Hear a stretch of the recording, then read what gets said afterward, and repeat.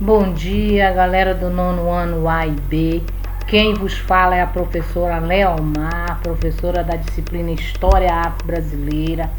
Devido à pandemia que o mundo vem enfrentando, houve a necessidade de nós nos afastarmos de sala de aula, mas vamos estar virtualmente ligados, porque a educação não pode parar. Galera, vem comigo fazer uma viagem no tempo, porque hoje o tema da nossa aula é a política do apartheid. O apartheid foi um regime que aconteceu na África do Sul de 1948 a 1991. O apartheid nada mais foi do que um regime segregacionista implantado na África do Sul pelo então ministro pastor protestante Daniel François Malan.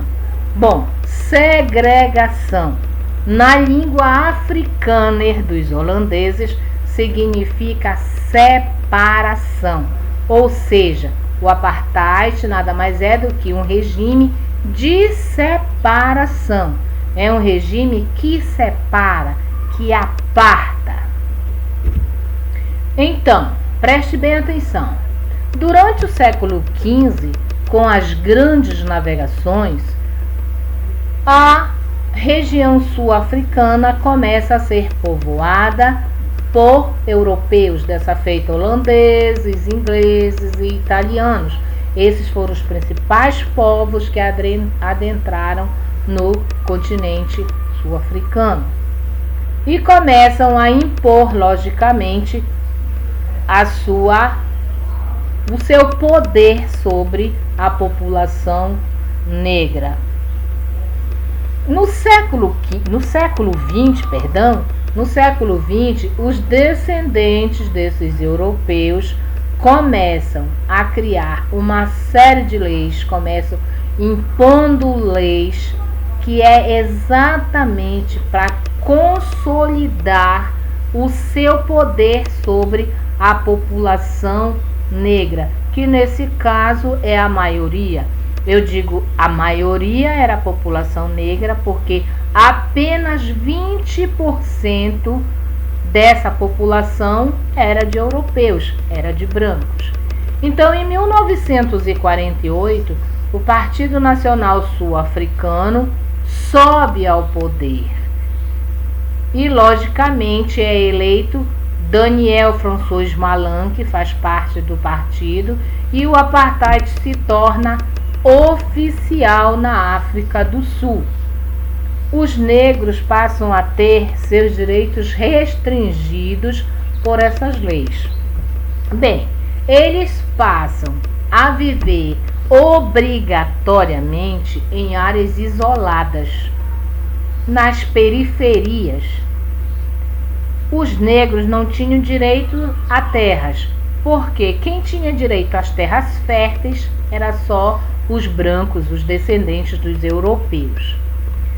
Os negros não podiam participar da vida política, ou seja, eles não tinham direito a voto e também não tinham direitos a se candidatar. Não poderia haver casamentos de brancos com negros. Relação sexual entre eles era proibido, era considerado crime e sofria punições. Eles criaram também, dentre todas essas leis, essas medidas aqui, a lei do passe. A lei do passe foi uma lei que restringia o direito de ir e vir da população negra, ou seja, os negros eles deveriam ter em mãos uma carteirinha com toda a sua identificação. Então, se eles não tivessem de posse dessa carteirinha, eles poderiam ser presos. Nessa África, como eu já falei para vocês, que a África era como se fosse assim, nesse período com essas leis que eles impuseram, esse regime do apartheid, era como se houvesse duas Áfricas no mesmo lugar. uma África branca e uma África negra. Os negros não poderiam se misturar, se relacionar com a população branca. Então, existiam hospitais, as escolas, os lugares para diversão, para recreação. Agora prestem muita atenção, isso tudo era separado. Existiam os hospitais para brancos, como exemplo, né?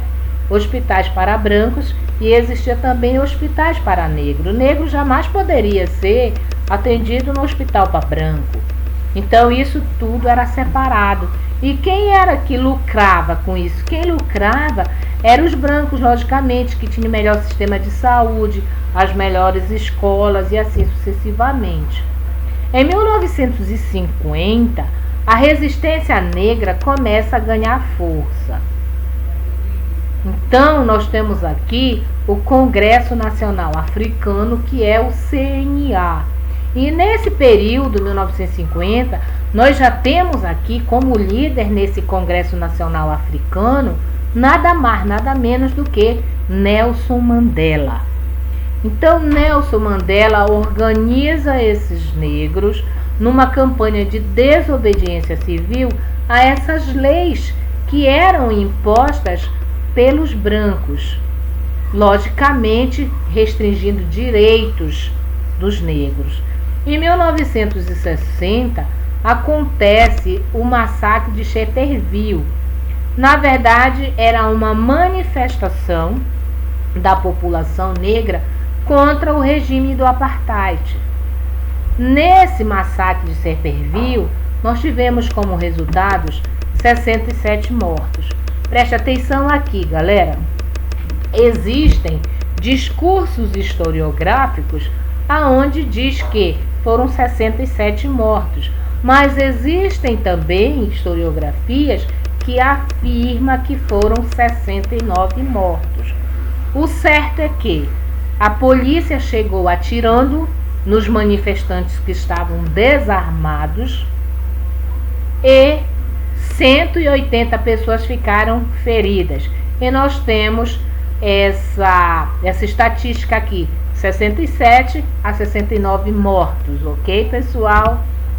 Então, veja bem, Nelson Mandela foi um líder revolucionário, foi advogado, porque como ele fazia parte de uma tribo e, logicamente, um dia ele seria líder dessa tribo, nesse período, essas pessoas que um dia seriam líderes, eles tinham oportunidade de estudar. E Nelson Mandela cursou uma universidade e se formou advogado. Mas como ele se envolvia muito nessas questões políticas, ele acabou sendo expulso da universidade e depois ele entrou numa outra universidade, conseguiu se formar com muita dificuldade. Então, em 1962, Nelson Mandela foi preso. Nelson Mandela foi preso, isso não quer dizer que ele já não tinha sido preso outras vezes. Ele já havia sido preso exatamente por conta dessa luta contra o apartheid. E dessa vez ele foi preso, ele foi julgado e foi condenado à prisão perpétua. Em 1984, esse regime ele endurece ainda mais e causa indignação no mundo. Só voltando a falar um pouco mais de Nelson Mandela, líder do Congresso Nacional Africano, ele acreditava que poderia conseguir conquistar o fim do apartheid sem que houvesse mortes. Mas após o massacre de Shetterville, o CNA já muda essa estratégia de luta e já passa a praticar uma luta armada. Então, pessoal, com esse regime mais duro e a indignação mundial, nós temos aqui a participação da ONU, que é a Organização das Nações Unidas, que passa a impor punições à África do Sul. A ONU, na verdade, ela é uma organização que ela foi criada em 1945. É uma organização que reúne 193 países e entre os seus principais objetivos é defender e monitorar os direitos humanos e melhoria da qualidade de vida e, logicamente, promover a paz entre os países. Então, a população mundial começa também a fazer uma campanha para a libertação de Nelson Mandela. Em 1991, Frederic de Klerk, ele declara o fim do apartheid.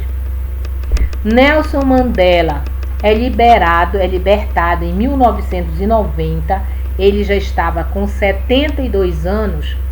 Desses 72 anos de Nelson Mandela, 27 anos ele ficou preso, ficou na cadeia. Em 1994, Mandela é eleito presidente da África do Sul